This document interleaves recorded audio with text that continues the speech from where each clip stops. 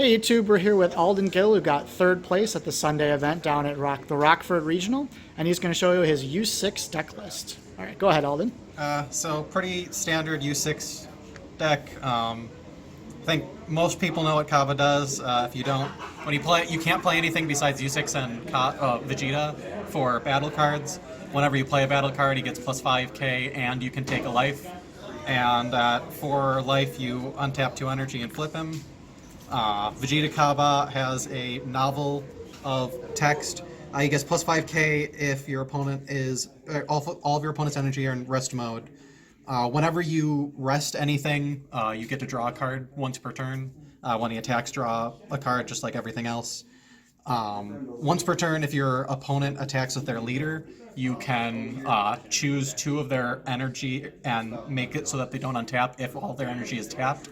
No one ever does that, but it really just helps.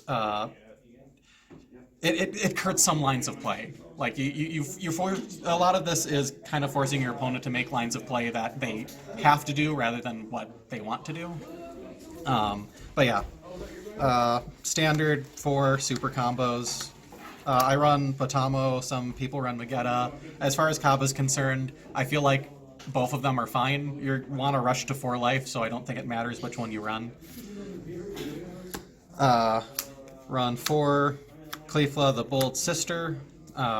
She looks at the top 5 when you play her for a U6. I believe any U6? Mm-hmm. Oh no, blue or yellow. Somewhat matters. But yeah, blue or yellow U6, put it in your hand, shuffle your deck. Really good card in the deck, searches for basically everything in the deck at the moment. 4 Cleefla, Troublemaker of Universe 6. This was the MVP for a lot of games because it makes you burn life really quickly and it taps your opponent's energy when they don't want you to. I've had a lot of plays, especially against, I think I played 2 Janemba decks, which is basically just all counter plays and mill. Playing this and tapping their energy generally either forces them to play the Champa or Vegeta now, and then you can do whatever you want, or it taps their energy and prevents them from doing counter plays unless they awaken their leader. And it allows me to awaken on turn 2 with the 2-drop Kale you'll see in a moment. So I really like the card. Some people don't run it at 4. I could probably run it at 3, but I always like to see it. And then obviously for the Awakened Sister, basically her and the Kale are the stars of the deck. When you combo with her, she's a 10k combo, and then you play her on top of any of the other yellow Cleeflas. When she comes into play, tap a energy or battle card, so you can get around a lot of things with it. You can either force them to not be able to block with their cards, or you can get their energy out, just like the Troublemaker. And she has double strike. I run 2 Kales main because generally she doesn't see a lot of targets. When you play her, you can get a 4-drop from your grave to your hand. It gets you back the Cleeflas and Kales that are 4-drops, and it can get you back the other, like, Keflas, but generally you want to play her early to evolve onto her, and she just doesn't have targets. Sisterly Bonds Kale, in my opinion, one of the best cards in the deck. It's generally what I hard mulligan for. If I don't have one, or the 1-drop Cleefla, I generally just try to bin until I get her. When she comes into play, look at the top 10 cards of your deck, choose a Cleefla or Kaba with energy cost 2 or less and play it. So you get battle card for free, generally an effect, and also another life burned if you're trying to go super aggro, which is generally what my playstyle has been with this deck. 4, Kill the Awakened Sister. Same kind of deal as the Cleefla. She has critical instead of double strike, and when she comes into play, she chooses any card in rest mode. First, she negates their skills, and then she bounces them. She doesn't go through barrier, but she goes around things like indestructible and effects that prevent them from leaving the field. So it's generally situational. You generally play her mostly for the critical and for the aggro, but it has mattered. For Kaba Saiyan of Universe 6, when he comes into play, if you have a planet Sadala, you can keep something in rest mode. That's a battle card for the next turn. And also, when you play him, you look at the top 7 for 2 Blue Ariel Universe 6 and then discarding a card. Usually good to get basically anything. You can use Kale to get back whatever you discard, generally. So there usually isn't any bad lines of play for getting him. Not sure if I like him at 4. I think when I change the deck up a little bit, I might drop him to 3. So, Champa the Trickster is like my most controversial opinion in this deck. I play super hard aggro. I try to get like turn 2, turn 3 plays where I'm going all in. I never actually played this as a counterplay in all 6 rounds. The only time I played this guy was charging him. I know a lot of people have had different experiences, and you can play more defensively with the deck. It just generally isn't the line of plays that I go. I'll probably still keep him at 3. He's really good when he needs to be. I just haven't had that situation come up. And most important card in the deck for Champavados. Has Arrival Blue-Yellow for 1 yellow energy.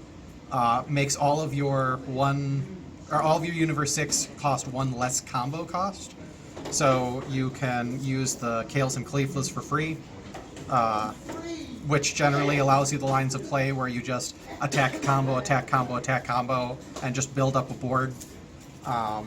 And if it would be removed by a skill, you can instead pitch a card, it doesn't leave, and then you can rest one of your opponent's cards, generally drawing with your Vegeta Kaba and just saving it. That's why Kale is important in the mirror match, because if you rest this and then play Kale and bounce it, its skills are negated, so you can't save it. For Kefla, Peak of Perfection, I really like 4 as a number for this because it has several modes and none of them are bad. You can combo with her, pay the 1 cost, and then Arrival your Champavados. She has Arrival as well. When you play her, you can rest a battle card, which would draw you a card as long as it's in your turn. If you combo with her during your opponent's turn, you can rest an energy. So during your turn, you can be aggressive by either playing her and tapping something down, just like your 4-drop Caulifla, or you can hold on to her and combo to not only save your leader, but generally, when I've used her, she generally becomes a 15k combo, because your opponent has 1 energy, if they have 1 energy, she's a 15k, because you rest the energy, draw a card, and then your opponent's tapped out, so he gets an extra 5k. So it's basically a bean built in if your opponent is tapped out. 2 Brilliant Pairing Kefla, really good card. She Union Pataras for free, so you can go all out and then play her on top of just any blue Kale and yellow Caulifla. You can even play it on the 1-drops if you need to. If you go all out in a turn with Kaba's non-awakened side and they get all plus 5k, the 5k transfers over when you Union Patara into her. She has dual attack, only 1 can be played, and your leader has to be yellow to play her. But if you just play a Kale and Caulifla on this side and then awaken her, and then Union Patara into her, she's 29k dual attack. And she just gives extra options when it seems like you're all out of attacks and your opponent already combos out. 4 beans, staple blue card. Generally everyone plays it in blue. You basically net and untap energy with it because you tap 1 to untap 2, and you give your anything plus 5k for the turn. So it makes your leader bigger for a turn, gets outs against some aggressive strategies, and gets you energy to do whatever you want with it. 3 Planet Sadala. I was running Planet Vegeta before, but I decided to switch to Sadala because I like all the effects on it.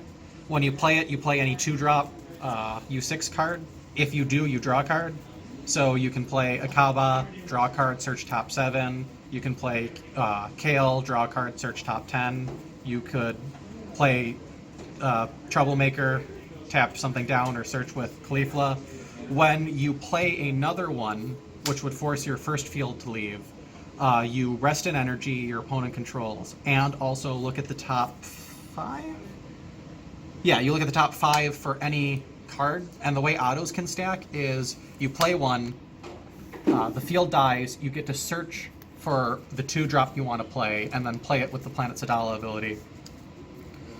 I might go back to running Planet Vegeta, because somebody pointed out that it basically any extra Planet Vegetas, like if you're running 2 Planet Vegetas, it's basically your 5th and 6th Kale. She just costs 1 more, and you want to play this card as much as you can, so it's generally worth it to play. So since you can't play extra battle cards with this Kaba, sideboarding is actually kind of tricky. You don't have a lot of options battle card wise. I don't play any Negates main, I just play them sideboard.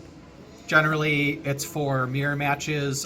Time Magic is for things that I can, like, really want to tap down, like Shenron Gogeta, things like that.